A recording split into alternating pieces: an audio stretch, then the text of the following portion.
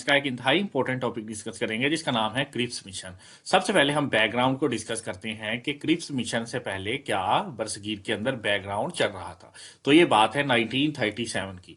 1937 के अंदर जब कांग्रेस मेजोरिटी के साथ सीट जीतती है और 11 में से 18 सूबों पर अपनी हुकूमत बनाती है, बाकी में मखलूत तो हुकूमत बनाती है, तो इसकी वजह से मुस्लिम लीग नाकामी का सामना करती है और मुसलमानों पर जो कांग्रेस है, हिंदू है, वो बहुत ज़्यादा जुल्म सितम करते हैं। उनका जो सोशली पोलिटिकली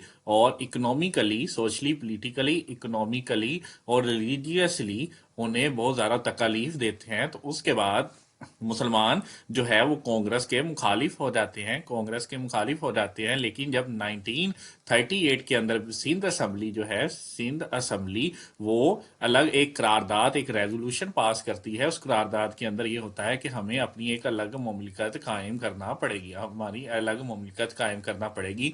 उसके बाद 1939 के अंदर जब वर्ल्ड वार वन स्टार्ट हो जाती है तो कांग्रेस जो है, जो कि ब्रिटिश के 11 सूबों में से 8 में हाकम है, बाकी में मखलूत हाकम है, तो ये ब्रिटिश को क्रिटिसाइज करती है, ब्रिटिश को हिप्नोटाइज करने की कोशिश करती है कि वो इस तरह करे, इकतदार वो हमें हमारे हवाले कर दे, इकतदार जो है वो हमारे हवाले कर दे और यहाँ से शिफ्ट हो जाए। लेकिन जो ब्रिटिश है वो इस बात को मानने से इनकार कर देते हैं और कहते हैं कि वर्ल्ड वार 2 के खत्म होने के बाद ही इकतदार का कुछ किया जाएगा। और इतने में मुस्लिम लीग जो है वो ब्रिटिश को क्रिटिसाइज करती है और कहती है कि कभी भी इक़्तिदार इस तरह ये कांग्रेस के हवाले ना करके जाए, वरना हम आपसे आज़ादी लेते लेते हम उनके गुलाम बन जाएंगे। और ये इस तरह जो मुस्लिम लीग है वो कांग्रेस को भी क्रिटिसाइज करती है कि वो ब्रिटिश को इस तरह प्रेशराइज ना करे। अब 1940 के अंदर जब कायदे आजम एक करारदाद पेश करते हैं जिसमें मुतालबा किया जाता है, पाकिस्तान की डिमांड की जाती है कि हमें ऐसी रियासत दें जिसमें हम अपनी मजहबी जिंदगी आसानी के साथ जिंदगी गुजार सकें।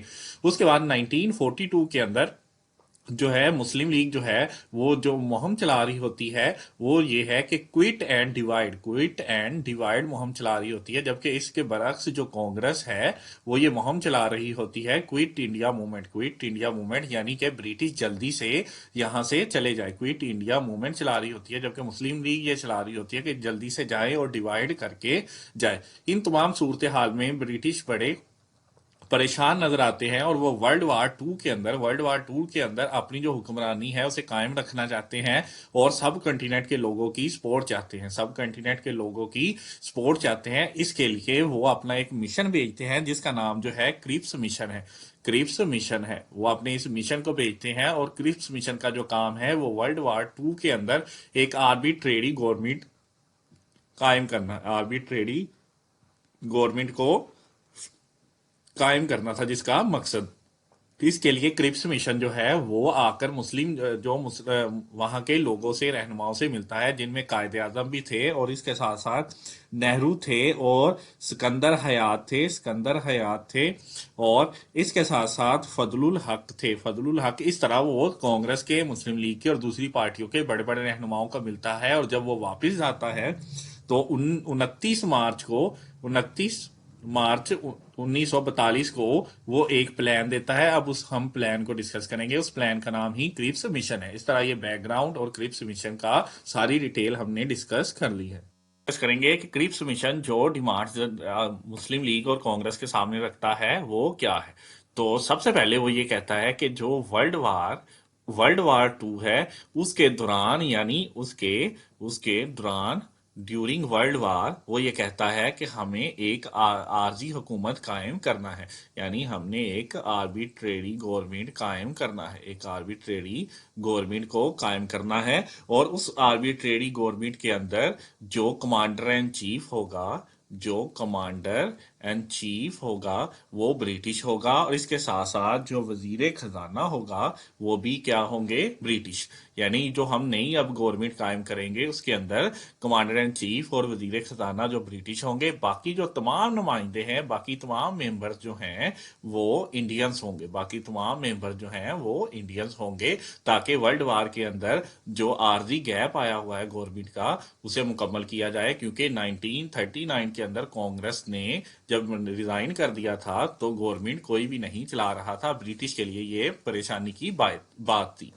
अब उसके बाद जो कहता है कि वर्ल्ड वार जब टू खत्म होगी, जब वर्ल्ड वार टू खत्म होगी तब हम क्या करेंगे, तब हम एक कॉन्स्टिट्यूशन रिफॉर्म्स तैयार करेंगे, कॉन्स्टिट्यूशन रिफॉर्म्स तैयार करेंगे। कॉन्स्टिट्यूशनल रिफॉर्म्स वो कहता है कि तब हम तैयार करेंगे और उस कॉन्स्टिट्यूशन रिफॉर्म्स के अंदर ऑल पार्टीज शामिल होंगी, हर पार्टी के नुमाइंदे शामिल होंगी, उनकी जो रिफॉर्म्स है, उनकी जो तजावीज़ है, उनकी जो रिकमेंडेशन है वो शामिल होगी। और खुसूसन उसमें जो मुस्लिम लीग और कांग्रेस है वो लाजमी तौर पर शामिल होगी, यानी कोई भी ऐसा कानून नहीं बनाया जाएगा जो मुस्लिम लीग और कांग्रेस जिसे नापसंद करेंगे। ये वो तजावीज़ सामने रखता है। और उसके बाद जो जो कानून बनेगा वो फेडरल सिस्टम का होगा, फेडरल सिस्टम का वो कानून बनाया जाएगा। और उस फेडरल सिस्टम के अंदर जो प्रोविंस है, जो सूबे हैं उन्हें मुकम्मल खुद मुख्तारी हासिल होगी। जो प्रोविंस है उन्हें प्रोविंस को ऑटोनमी हासिल होगी, खुद मुख्तारी हासिल होगी। हाँ, अगर वो वफाक के अंडर नहीं रहना चाहते, यानी इंडिपेंडेंटली वो अपना अपना सूबा चलाना चाहते हैं, तो उन्हें यह मुकम्मल इख्तियार होगा कि वो इंडिपेंडेंटली अपना सूबा चला सके।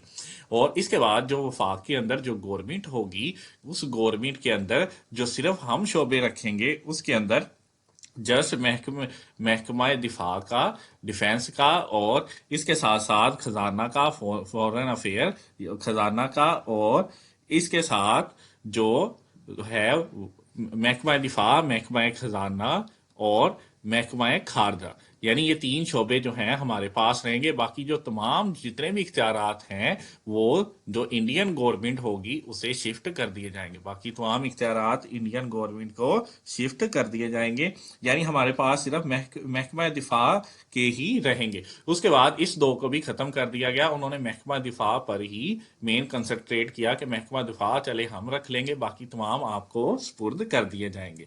अब हम डिस्कस करते हैं कि इन तजावीज़ को देखते हुए मुस्लिम लीग और कांग्रेस ने क्या रिएक्शन दिया।